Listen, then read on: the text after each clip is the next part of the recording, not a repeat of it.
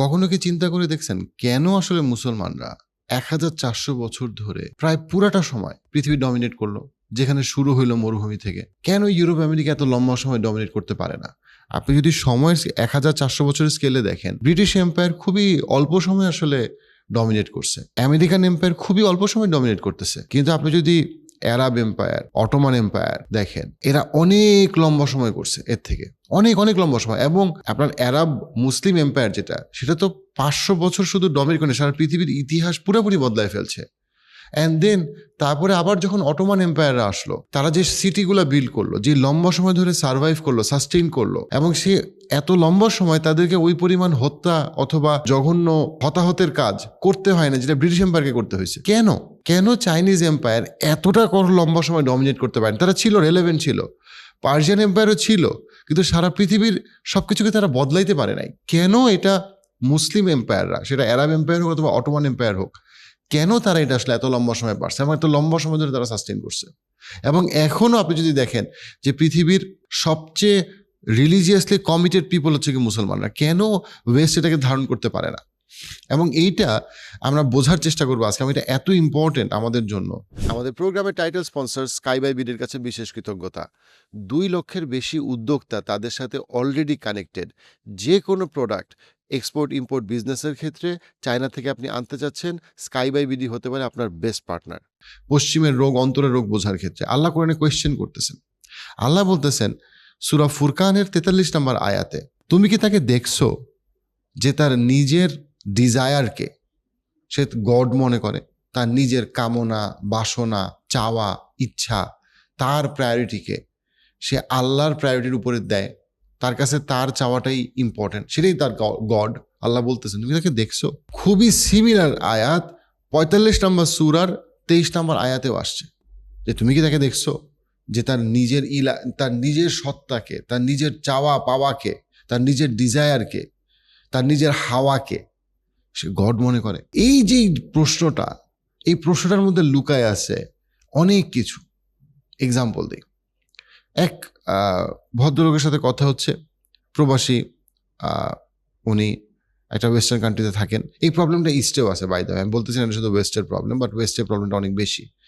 সেটা হচ্ছে যে সে বলতেছে যে আমার মেয়েটা সবকিছু ভালো ছিল অ্যান্ড এভরিথিং। মেয়েটার বয়স যখন 18 হইলো, হঠাৎ করে সে প্রশ্ন করা শুরু করলো, বৃদ্ধ বয়সে বাবা মাকে দেখতে হবে কেন? আমার বিয়ের ক্ষেত্রে বাবা মার কোনো চাওয়া পাওয়া থাকবে কেন বা পছন্দ থাকবে কেন?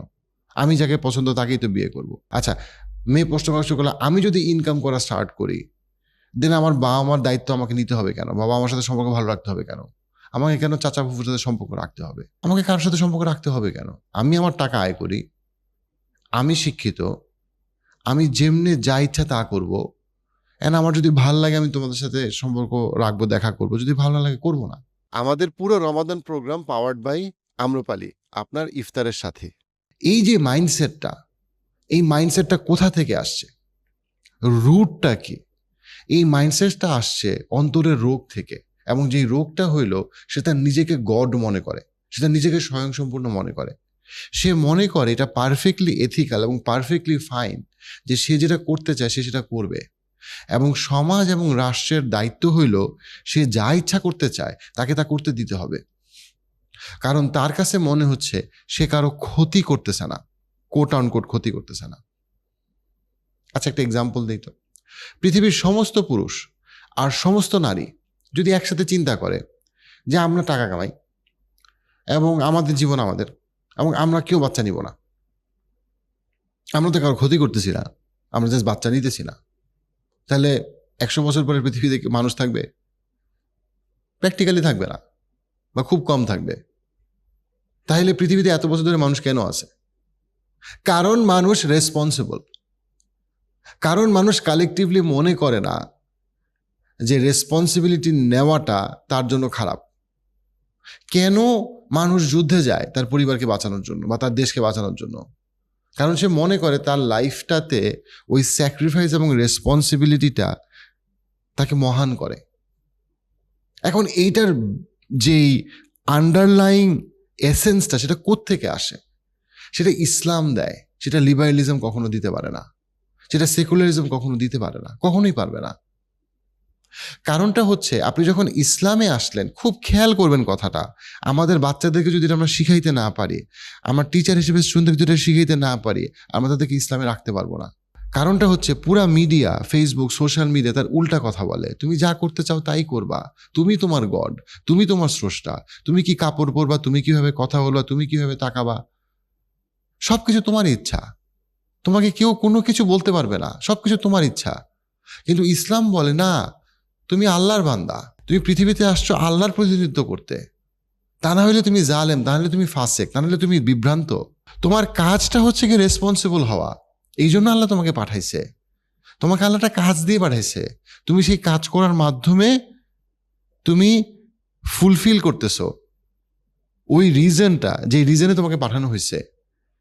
তুমি কেন ফ্যামিলি করবা, তুমি কেন চাকরি করবা, তুমি কেন দায়িত্ব নিবা, তুমি কেন স্যাক্রিফাইস করবা? কারণ ওইটাই তোমার কাজ, ওই জন্যই তোমাকে সৃষ্টি করা হয়েছে। তুমি আল্লাহর কাছ থেকে আসছো, তুমি আল্লাহর কাছে ফেরত যাবা, কি নিয়ে ফেরত যাবা? তুমি সবসময় এই চিন্তাটা করবা, কারণ তুমি জানো যে তুমি এখানে একটা রাউন্ড ট্রিপে আসো, ওয়ান ওয়ে ট্রিপে তুমি নাই, তুমি রাউন্ড ট্রিপে আসো। লিবারেলিজম তোমাকে বলে এটা ওয়ান ওয়ে। আমি ওই যে থাকে না, আমরা টিকিট কাটার সময় আমরা ওয়ান ওয়ে যাচ্ছি, এখানে কোনো রাউন্ড ট্রিপ নাই। মুসলমান ইসলাম বলে দিচ্ছে এটা একটা রাউন্ড ট্রিপ, এবং আল্লাহর কাছে তোমার হিসাব দিতে হবে তুমি ট্রিপে কি করছো। এবং তোমার ট্রিপে কিছু কাজ আছে। একটা কাজ হচ্ছে ব্যক্তিগত, তোমাকে নামাজ রোজা হজ জাকাত করতে হবে। আর একটা কাজ হচ্ছে কি তুমি ফ্যামিলি, এবং ফ্যামিলিতে তোমার বাবা মার প্রতি অবশ্যই তোমাকে দায়িত্বশীল হইতে হবে, অবশ্যই দায়িত্বশীল হতে হবে, টু আ পয়েন্ট। যেখানে হাদিসে বলা হয়েছে, রাসূল সাল্লাল্লাহু আলাইহি ওয়াসাল্লাম বলতেছেন বাবা মাকে, যে তোমার সন্তানদের মধ্যে তোমার রিজিক আছে। বাবা মাকে বলা হচ্ছে তোমার সন্তানের মধ্যে তোমার রিজিক আছে। খেয়াল করবেন, আপনি কখনোই ইসলামে বলতে পারবেন না যে আমি স্যাক্রিফাইস করবো না, রেসপন্সিবল হব না, আপনার কোনো সুযোগই নাই। এটা আপনি লিবারেলিজমে বলতে পারবেন যে হ্যাঁ আমি আমার টাকা কামাই, আমি যেমনি ইচ্ছা করি, আমার শরীর আমার, আমার মন আমার, সব আমার। এই যে সব আমার, এটা কোথা থেকে আসে? কোরআনে আল্লাহ বলতেছে তুমি কি তারে দেখো নাই? ওই যে অন্তরের রোগ, প্রচন্ড রোগী, সে রোগের বাস্তবতাটা কি? সে তার নিজেকে গড মনে করে। নিজেকে গড মনে করা মানে কি? সে কি নিজের মূর্তি বানাইছে? না, সে তার ইচ্ছায় চলে, সে স্বেচ্ছাচারী, তার যা ইচ্ছা সে তা করবে, সে কেউ কাকে কিছু বলতে পারবে না। এবং এইটা আমাদের মাথায়, আমাদের ছেলেমেয়ের মাথায় ঢুকানো হয়েছে। শুধু পশ্চিমে না, পশ্চিমেরা ঢুকাইছে বাংলাদেশিদের মাথায়ও। পুরা মুসলিম বিশ্বের সমস্যা এটা। কেন আমাকে করতে হবে? কারণ তুমি আল্লাহর বান্দা। কেন তুমি হিজাব করবা? কারণ তুমি আল্লাহর বান্দা। তুমি যদি আল্লাহকে বিশ্বাস না করো, that's a different thing. But যখন তুমি বলতেছো যে তুমি ঈমান আনছো, দেন তোমার কাজ হচ্ছে কি আল্লাহ যেটা বলছে সেটা করা। তুমি কোনো পুরুষের জন্য হিজাব করবা না, তুমি হিজাব করবা কারণ আল্লাহ তোমাকে নির্দেশ দিছে। তুমি কেন সিগারেট খাবা না, তুমি কেন গাঁজা খাবা না, তুমি কেন বেয়াদবি করবা না?